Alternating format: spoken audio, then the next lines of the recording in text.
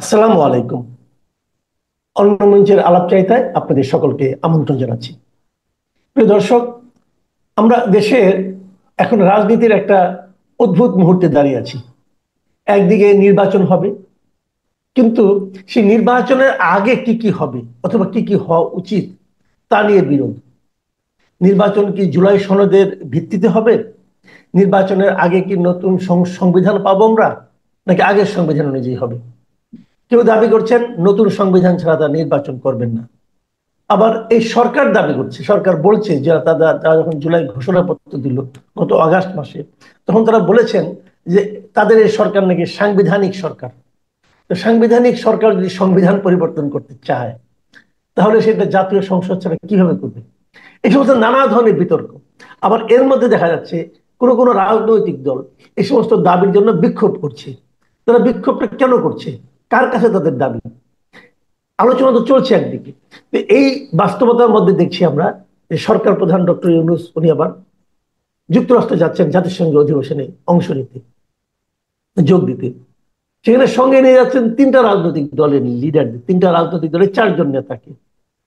এটা কেন? এটা কিন্তু ক্লিয়ার না।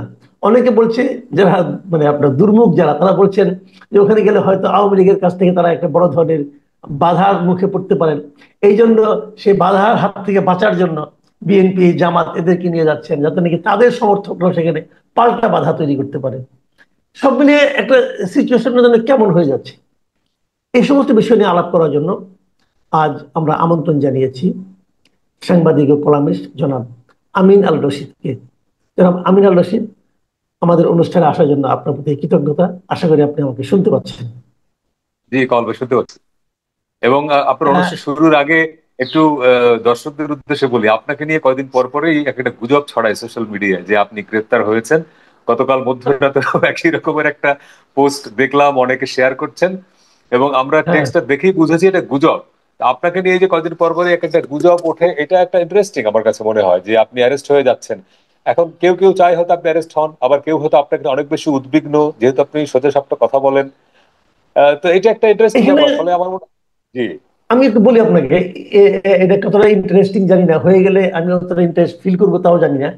তো যে এখানে এখানে যেটা মানে এখানে সাইকোলজিটা আপনাকে আমি বলি। সাইকোলজিটা হলো দু ধরনের সাইকোলজি।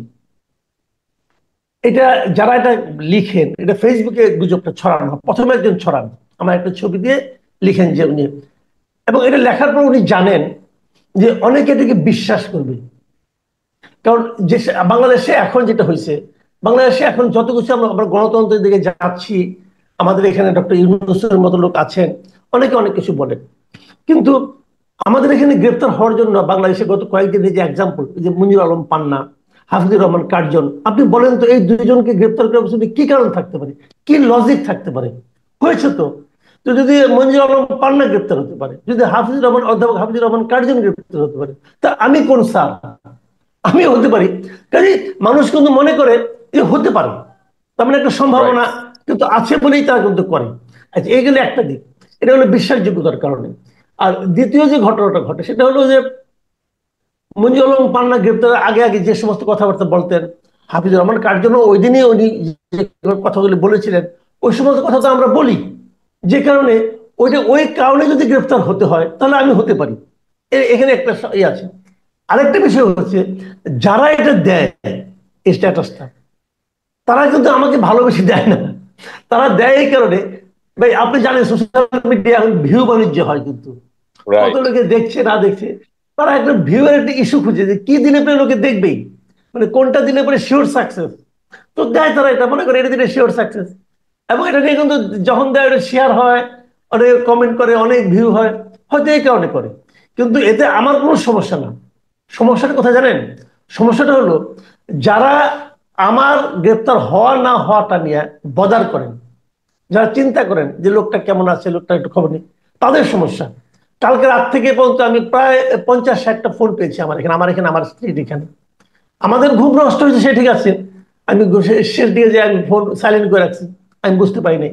কিন্তু যারা ফোন করেছেন তারা তো উদ্বেগে ছিলেন। তো এই লোকগুলিকে উদ্বিগ্ন রাখা, এটা কি কোনো সামাজিক একটা মানে এই দায়িত্ববোধের পরিচয় কেউ দিতে পারে? এই লোকগুলো তো উদ্বিগ্ন ছিলেন। কেন আপনারা, আমার কথা হলো ভাই, বাণিজ্য করেন আপনারা, অসুবিধা নেই, কিন্তু আমাকে বাণিজ্যের পণ্য বানায়েন না। যাই হোক, আপনি রাইট, একটা রাইট, প্রশ্ন রাইট। যখন তুললেন, এটা আলাপ করলাম। জি, যাক, আমরা এখন রাজনীতি প্রসঙ্গে আসি, ব্যক্তিগত প্রসঙ্গে বাদ দিয়ে। জি। যেটা না, আপনি বলছিলাম। আপনি যে প্রশ্নটা তুললেন যে জি। সবশেষ যে ইস্যুটা, আপনার প্রধান উপদেষ্টা এবার সফরে যাচ্ছেন তিনটি হুম। রাজনৈতিক দলের চারজন সিনিয়র মোস্ট নেতাকে নিয়ে। আহ, জি। এটা খুব সিগনিফিকেন্ট। আপনি খেয়াল করবেন, এর আগেও আমাদের দেশে সরকার প্রধানরা তো জাতিসংঘের অধিবেশনে গেছেন। সেখানে কিন্তু অন্য রাজনৈতিক দলের নেতাদেরকে নিয়ে যাওয়ার ঘটনাটা আমরা দেখি, এটা বিরল ঘটনা। এখন আমি তিন চারটা কারণ খুঁজে পাই যে কেন এই প্রধান জি। উপদেষ্টা এবার এই সফরে তিনটি দলের চারজনকে জি। নিয়ে যাচ্ছেন। এটা হতে পারে এক, যে যেহেতু এই সরকারটি একটি নির্দলীয় সরকার এবং শুরু থেকে এই সরকারের একটা বড় এজেন্ডা বা সরকারের শীর্ষ ব্যক্তিত্বদের কথাবার্তা যেটা আমরা বুঝি, তারা একটা রাজনৈতিক ঐক্য চান।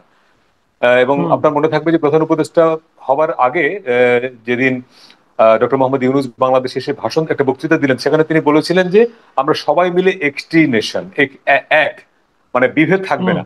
তো কিন্তু হুম। আমরা দেখেছি যে গত এক বছর ধরে এই জায়গাটায় খুবই বিচ্যুতি ঘটেছে, অনেক ধরনের প্রশ্ন তৈরি হুম। হয়েছে যে বাংলাদেশের মানুষ যে পলিটিক্যালি ডিভাইডেড, বিভাজিত, সেটা অনেক বেশি প্রকাশ্য হয়েছে, অনেক বেশি বেড়েছে। এরকম হুম। অবস্থায় এই শান্তিতে নোবেলজয়ী একজন মানুষের নেতৃত্বে যে সরকার পরিচালিত হচ্ছে, সেই সরকারের আমলে যদি রাজনৈতিক বিভাজন বাড়ে, মানুষে মানুষে বিভাজন বাড়ে, এটি ব্যক্তি ইউনূসের জন্য একটি বড় আহ কি বলবো, যে এটা ধাক্কা। ইন্টারন্যাশনাল কমিউনিটিতে তার জন্য এটা একটা প্রশ্ন তো মুখোমুখি তিনি হতে পারেন। এটা হতে পারে এই যে আন্তর্জাতিক ফোরামে, জাতিসংঘের মধ্যে একটা আন্তর্জাতিক ফোরামে তিনি এই মেসেজটা দিবেন ওনাদেরকে নিয়ে, যে দেখো বাংলাদেশ এই মুহূর্তে সক্রিয় বা খুব অ্যাক্টিভ যে তিনটি রাজনৈতিক দল, যদিও এই মুহূর্তে ইসলামী আন্দোলন বাংলাদেশ অনেক বেশি পাওয়ারফুল, কিন্তু যদি আপনি উপরের দিক থেকে হিসাব করেন যে বিএনপি, জামাত এবং এনসিপি, এনসিপির হয়তো পার্টি ছোট আয়তনে, নিবন্ধন পায় নাই, কিন্তু আমরা জানি এই পার্টির ক্ষমতার উৎস কি বা তারা কেন ইম্পর্টেন্ট, আমরা সেটা জানি। ফলে এই তিনটি দলকে আমরা যদি এই মুহূর্তে রাজনৈতিক দলের সবচেয়ে পাওয়ারফুল ধরি, সবচেয়ে সক্রিয় বা সবচেয়ে কার্যকর ধরি, তাহলে এই তিনটি রাজনৈতিক দলের সঙ্গে সরকারের কোনো দূরত্ব নেই। এটি একটি মেসেজ দেওয়া ইন্টারন্যাশনাল প্ল্যাটফর্মে, এটি একটি কারণ হতে পারে। অর্থাৎ প্রফেসর ইউনূস দেখালেন, তারা বাইরে থেকে যাই মনে করেন না কেন, রাজনৈতিক দলগুলোর সঙ্গে কিন্তু আমার সরকারের একটা আন্ডারস্ট্যান্ডিং বা একটা ঐক্য আছে।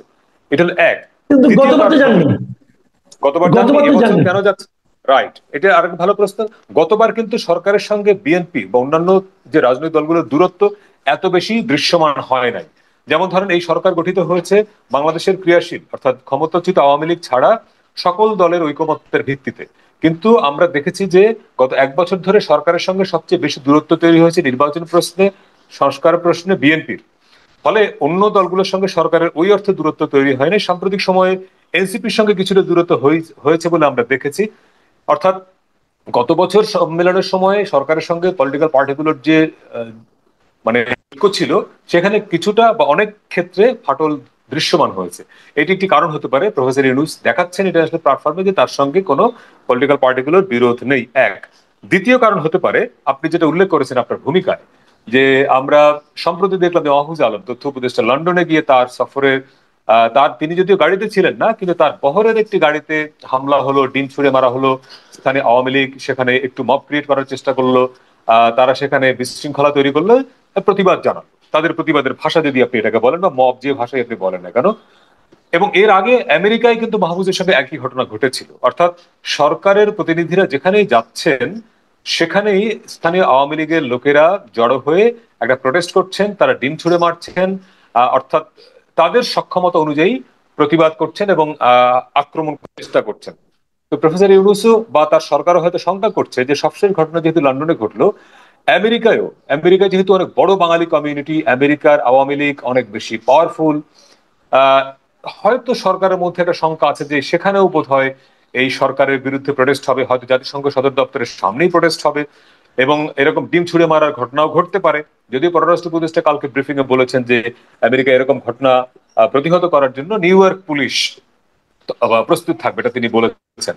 অর্থাৎ সরকারের প্রস্তুতি আছে, সরকারের এই সংখ্যাটা আমেরিকা গভর্নমেন্ট জানে, এটা আমরা যেটা বুঝি। সেই ক্ষেত্রে হতে পারে যে প্রফেসর ইউনূস বা তার সরকার হয়তো ভাবছেন যে যদি মেজর পলিটিক্যাল পার্টিগুলোর শীর্ষ নেতাদেরকে সঙ্গে নিয়ে যাওয়া যায়, তাহলে ওই পার্টিগুলোর যারা স্থানীয় নেতা কর্মী, তারা হয়তো এক ধরনের এটা মানে কি বলে, প্রতিহত করার চেষ্টা করবে। ধরেন আমেরিকা বা নিউ ইয়র্ক আওয়ামী লীগ যদি একটা প্রোটেস্ট করে এবং সেখানে যদি ওই সফরে যেহেতু প্রফেসর ইউনূসের সঙ্গে মির্জা ফখরুল, জামায়াতের আব্দুল্লাহ তাহের, এনসিপির আখতার তারা আছেন, ফলে ওইখানে কিন্তু যদি সত্যি সত্যি দিন ছুড়ে মারার মতো ঘটনা ঘটে বা অন্য কোনো প্রোটেস্ট হয়, তখন কিন্তু লোকাল বিএনপি, লোকাল জামাত, লোকাল এনসিপি, ওনাদের যারা নেতা কর্মী সমর্থক, তাদের একটা অব্লিগেশন তৈরি হবে যেটা প্রোটেস্ট করা, প্রতিহত করা।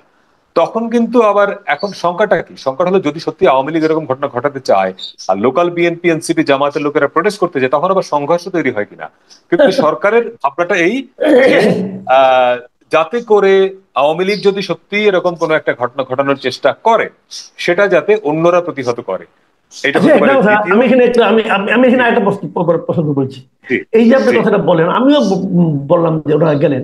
আপনার কি মনে হয় যে পলিটিক্যালি, এই যে রাজনৈতিক ভাবে আমরা চিন্তা করি, যে ডক্টর ইউনূসের সঙ্গে যাওয়াটা কি রাজনৈতিক দল হিসাবে বিএনপির জন্য অথবা জাতীয় পার্টির জন্য এটা কি লাভজনক হলো?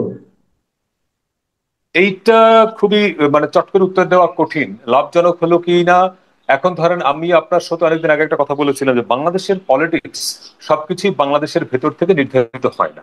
এইখানে আমেরিকা ফ্যাক্টর, এখানে লন্ডন ফ্যাক্টর, এখানে ভারত পাকিস্তান চায়না ফ্যাক্টর।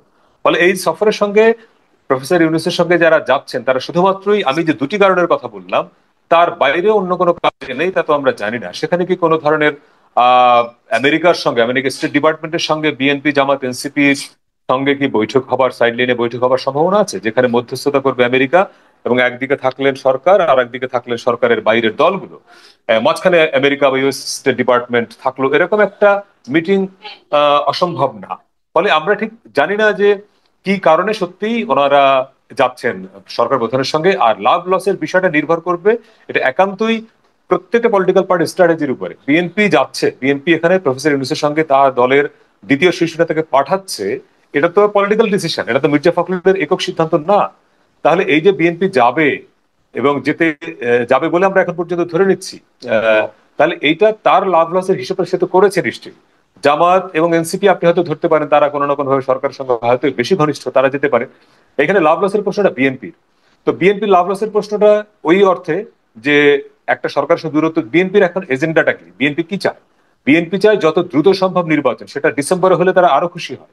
তাহলে সরকারের সঙ্গে দূরত্ব তৈরি না করে, সংঘাত গিয়ে অন্য পলিটিক্যাল পার্টিগুলোর সঙ্গে ক্লাসে না গিয়ে যদি দ্রুত নির্বাচনটি আদায় করে নেওয়া যায়, এটি হচ্ছে বিএনপির প্রথম এজেন্ডা আমি যেটা বুঝি।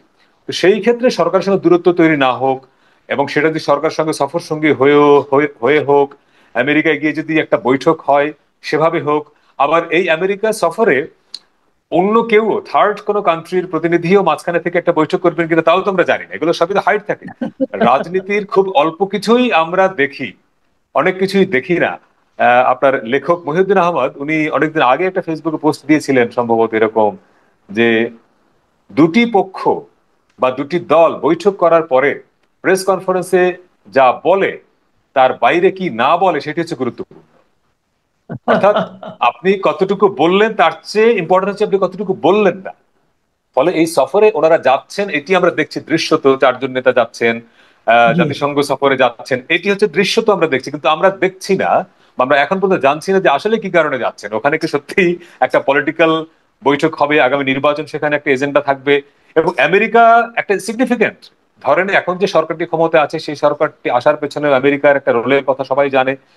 ফলে আমেরিকায় যেহেতু হচ্ছে এই জাতিসংঘের বৈঠকটি, সম্মেলনটি, সেখানে আমেরিকায় যাচ্ছেন আহ এই তিনটি রাজনৈতিক দলের চারজন শীর্ষ নেতা। ফলে এইখানে হাইডেন কিছু বিষয় থাকতে পারে যেটা আমরা এখন পর্যন্ত জানি না।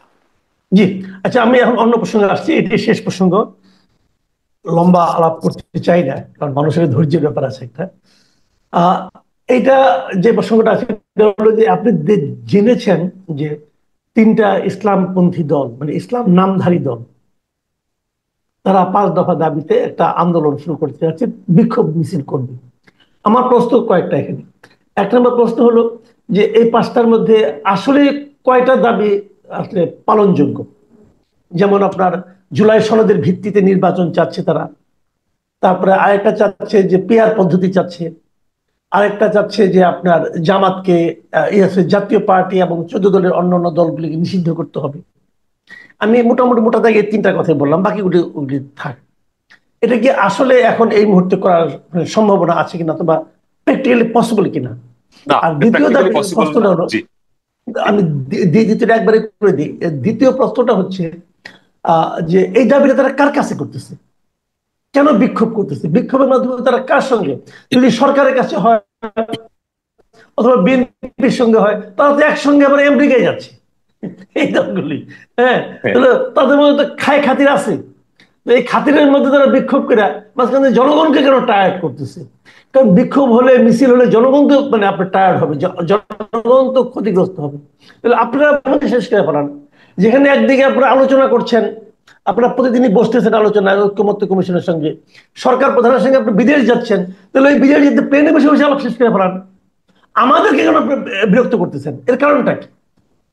না, খুবই পরিষ্কার যে যেই বিষয় নিয়ে আলোচনা চলছে ঐকমত্য কমিশনের সঙ্গে, সেই বিষয় নিয়ে আন্দোলনে যাবার এই যে ঘোষণা দেয়াটাই এক ধরনের মানে অরাজনৈতিক সুলভ মানে আচরণ, এটা আমি মনে করি নাগরিক হিসেবে।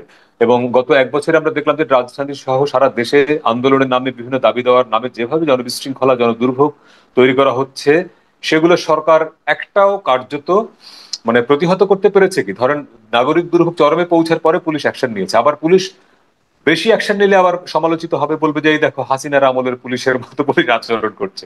সরকারের একটা গ্যাড়া কল এখানে। কিন্তু কথা হচ্ছে যে এই যে বিভিন্ন পক্ষ নেমে যাচ্ছে কেন, নেমে যেতে পারছে কেন? সরকার শুরুতেই যদি একটা স্টেটমেন্ট দিয়ে দিত যে আপনারা যেসব দাবি দেওয়া নিয়ে রাস্তায় নামছেন, এগুলো পূরণ করার এখতিয়ার আমাদের নাই, রাজনৈতিক সরকার আসলে তাদের কাছে দাবি দেওয়া করে। সরকার এখন পর্যন্ত এই কথাটা বলে নাই।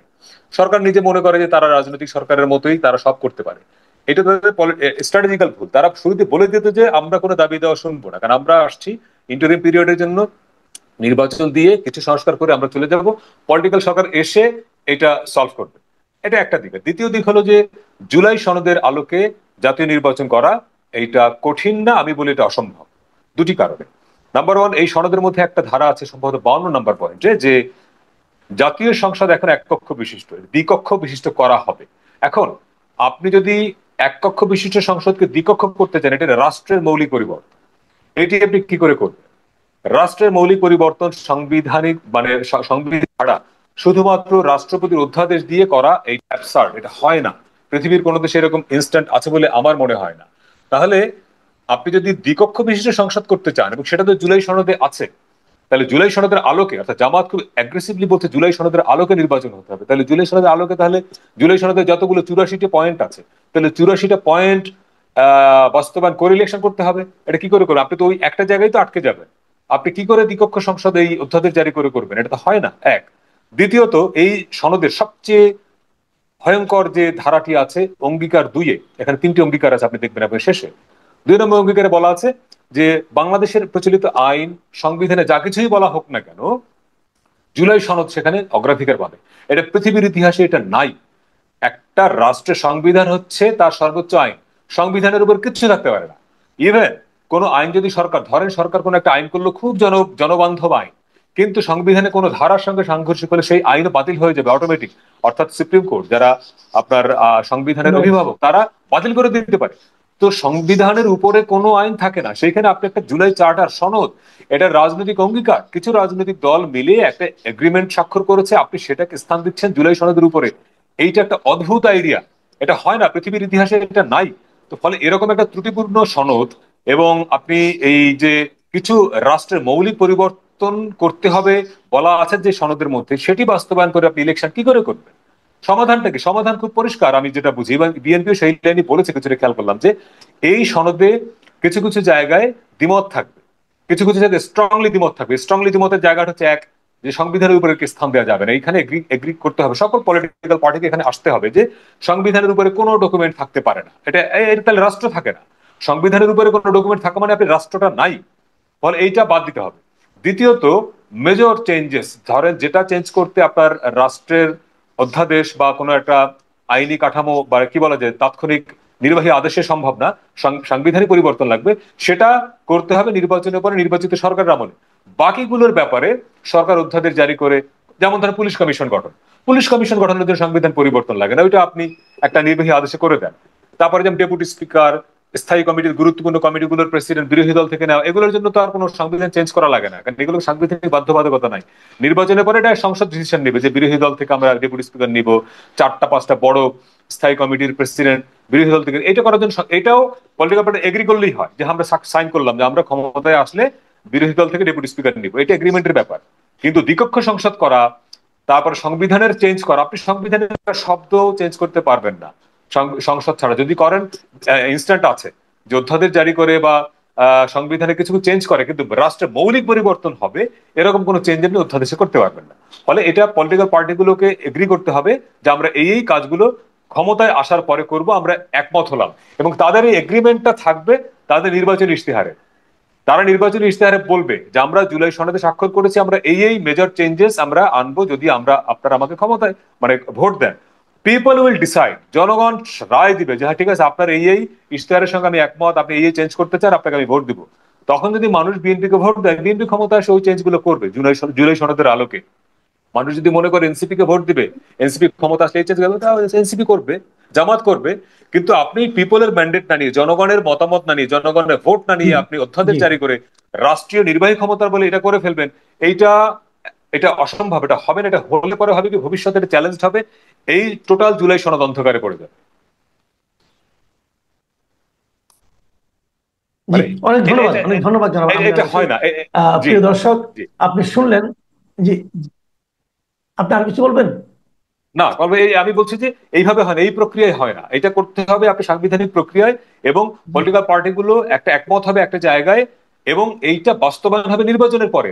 মানুষকে সিদ্ধান্ত নিতে হবে যে হ্যাঁ আমরা জি, পলিটিক্যাল পার্টিগুলোর এই প্রতিশ্রুতির সঙ্গে আমরা একমত, আমরা মনে করি তারা ক্ষমতায় আসুক, তখন মানুষ যাকে ভোট দিবে সেই ক্ষমতায় সেটা বাস্তবায়ন করবে। আপনি পিপলের ম্যান্ডেট না নিয়ে শুধুমাত্র নির্বাহী আদেশে, জি, শুধুমাত্র অধ্যাদেশে আপনার রাষ্ট্রীয় ক্ষমতা দিয়ে এরকম রাষ্ট্রের ম্যাসিভ চেঞ্জ করতে পারেন না। জি, অনেক ধন্যবাদ, অনেক ধন্যবাদ জনাব আমিনুর রশিদ। প্রিয় দর্শক, আপনারা শুনলেন আমাদের বিভিন্ন রাজনৈতিক পরিস্থিতি, বিশেষ করে সংবিধানের উপর এবং সংবিধান পরিবর্তনের উপর এবং জুলাই সনদ নিয়ে আমিনুর রশিদের বক্তব্য। আমি ব্যক্তিগতভাবে জানি যে এই সংবিধান বিষয়ে আমিনুর রশিদের ব্যাপক পড়াশোনা আছে, এই বিষয়ে ওনার একাধিক গ্রন্থ আছে, আপনারা চাইলে পড়েও দেখতে পারেন। তো ওনার এই বিশ্লেষণগুলো খুবই গুরুত্বপূর্ণ আমার মনে হয়। যারা এই কাজগুলি করছেন তারাও এই সমস্ত ওনার বক্তব্যগুলো তারা বিবেচনা রাখবেন বলে আমি মনে করি। কারণ আপনি এখন একটা গাইড যদি কিছু একটা করে ফেললেন, পরবর্তী সময় যদি এটা অনেক লোকের ভোগান্তির কারণ হয়। কারণ আপনারা যারা করছেন, আলী রিয়াজ সাহেব, মুনির হায়দার সাহেব, বদির আলম মজুমদার, এরা সবাই তো ভাই আমেরিকার নাগরিক। দুদিন পরে তারা এই কাজ শেষ করে আমেরিকায় চলে যাবেন। কিন্তু কত লোক বিপদগ্রস্ত করে যাবেন, পুরো রাষ্ট্রকে বিপদগ্রস্ত করে যাবেন কিনা, সেটাও কিন্তু বিবেচনা করতে হবে। যারা এটা গ্রহণ করবেন তারাও এটা বিবেচনা করবেন বলে আমি মনে করি। এখন এ পর্যন্তই। আল্লাহ হাফেজ।